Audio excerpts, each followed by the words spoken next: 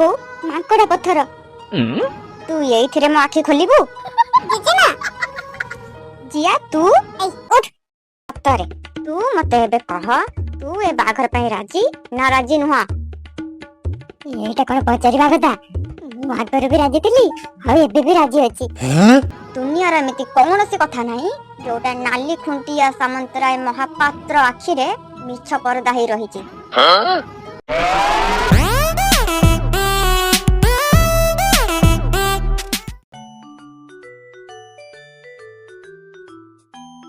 ଓହୋ ଏ ଛତାଟାର ଠିକ ଠିକଣା କୋଉଠି ମିଳୁନି ହେଇ ପୁଣି ଖୋଲିଗଲା କୋଉ ବାଟେ ଖୋଲି ଯାଉଛି ପୁଣି କୋଉ ବାଟେ ବନ୍ଦ ହେଇଯାଉଛି ମୁଁ କିଛି ଜାଣି ପାରୁନି 5 ବର୍ଷ ହେଇଗଲାଣି ଛତାଟାରେ କିଛି ହଉନଥିଲା ହଠାତ୍ କଣ ହେଇଗଲା ଏକାଥରେ ଉପରକୁ ଉଠିଗଲା ଯେ ଆଉ ହଉନି ସେଇ ଦିନଠୁ ବୋଉ ବୋଉ ଇଏ ବଜାତି ଟୋକଳି ଭିକାରୁଣ୍ଟା ଡାକୁଛି ନା କଣ ବୋଉ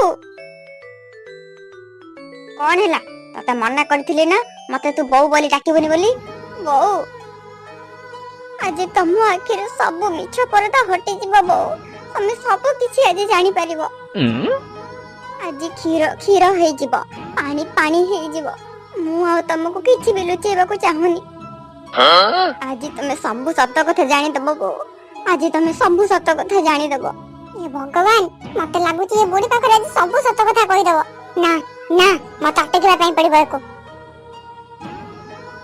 ଏ ବୁଢୀକି କହିବି ପଛରେ ମତେ ଭାରି ଜୋର ସୁସ୍ଥ ଲାଗିଲାଣି ମୁଁ ପାଣି ପିଇ ଦେଇକି ଆগে ଆସେ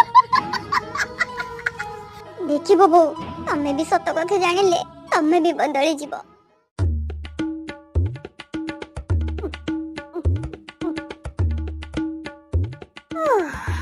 ଆତ୍ମାଟା ଟିକେ ଶାନ୍ତି ହେଇଗଲା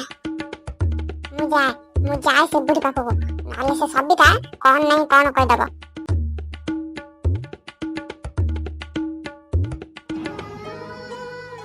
ଓହୋ କଣ ଜୋର କଣ ଶୋଷ ଲାଗିଥିଲା କି କଣ କହିବା କଥା ସିଧା ସିଧା କହ ଦୁନିଆର ଏମିତି କୌଣସି କଥା ନାହିଁ ଯୋଉଟା ନାଲି ଖୁଣ୍ଟିଆ ସାମନ୍ତରାୟ ମହାପାତ୍ର ଆଖିରେ ମିଛ ପରଦା ହେଇ ରହିଛି ଆଉ ହଁ ଏଇଟା ବି ମୁଁ ଭଲ ଭାବରେ ଜାଣିଛି ତୁ ଭିକାରୁଣୀଟା ଏଇଠି ପଡିକି ରହିଛୁ ମୋ ଘରେ ବାହାରୁ ନାହୁଁ ମାଉସୀ ଆରେ ଆରେ ଏ ବେକଟା କଣ ଏତିକି ବେଳେ ଗୋଳମାଳିଆ ହେଲାଣି ଓହୋ ପାଟିଟା ଭାରି ଜୋର କାଟୁଛି ନା ନା ମୁଁ ଟିକେ ଲାଟ୍ରିନ୍‌ରୁ ଆସେ ମୁଁ ଜାଣିଛି ଏଟା କିଛି କହିବନି ମୁଁ ଆସେ ମୋ କାମ ସାରିକି 3 hours later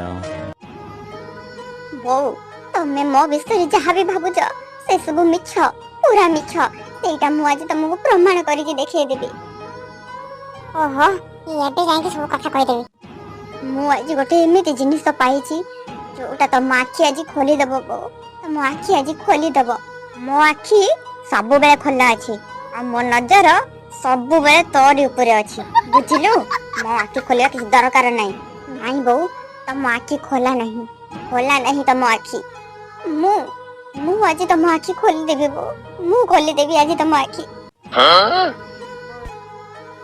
ଏଇ ଦେଖ ବୋଉ ମାଙ୍କଡ ପଥର ତୁ ଏଇଥିରେ ମୋ ଆଖି ଖୋଲିବୁ ଜେଜେମା ଜିଆ ତୁ ଉଠ ଜେଜେମା ତମେ ଏଠି କଣ କରୁଛ ଏଇ ବରଜାତି ଭିକାରୁଣୀ ମତେ ମାଙ୍କଡା ପଥର ଦେଖଉଛି ଯେମିତି ମୁଁ ମାଙ୍କଡା ପଥର ମୋ ଛୁଆ ବେଳୁ ଦେଖିଲି ସେଇଥିପାଇଁ ମୁଁ ୟା ସହିତ କଥାବାର୍ତ୍ତା କରେନି ମାଙ୍କଡା ପଥର କିଏ ଦେଖି ନାହିଁ ଯେ ଆଣିକି ମାଙ୍କଡା ପଥର ଦେଖଉଛି ଚାଲ ଜେଜେମା ଆମେ ଭିତରକୁ ଯିବା ହଉ ଆସେ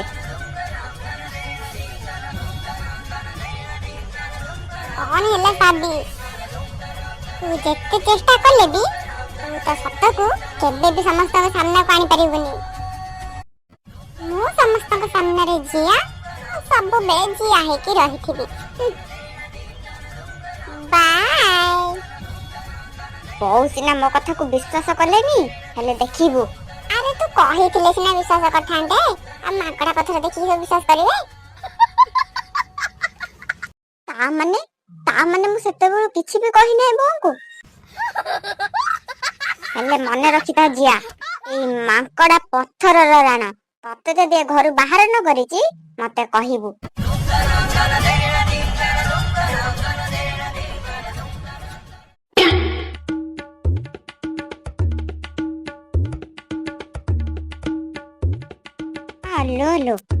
ଆସିକି ଘର ପୋଛୁଛୁ?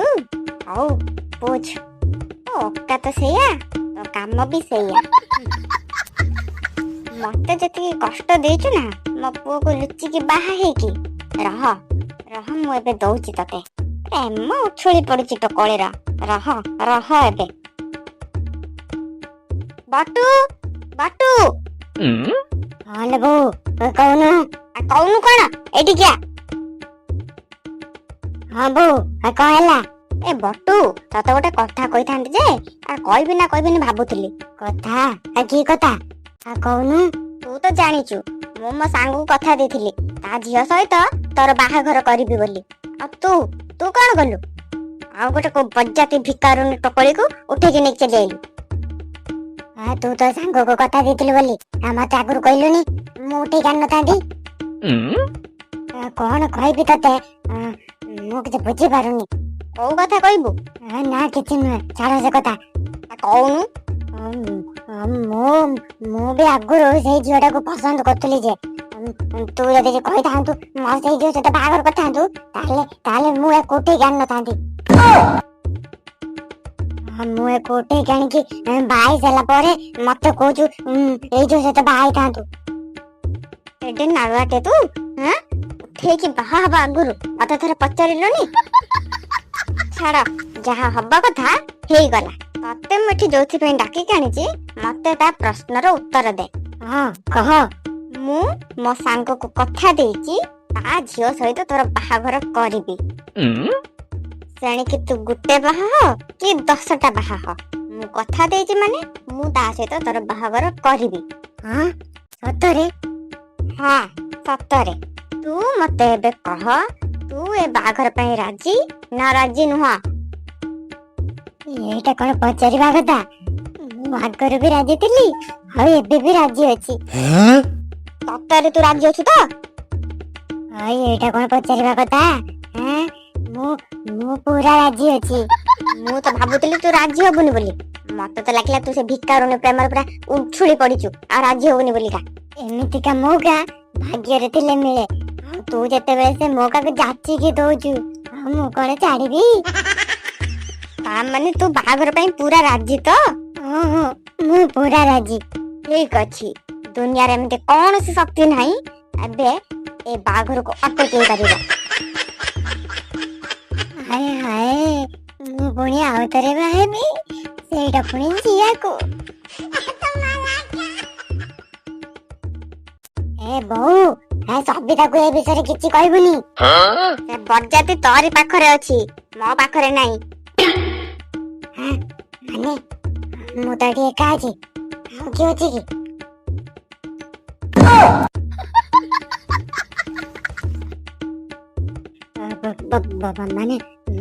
ମାନେ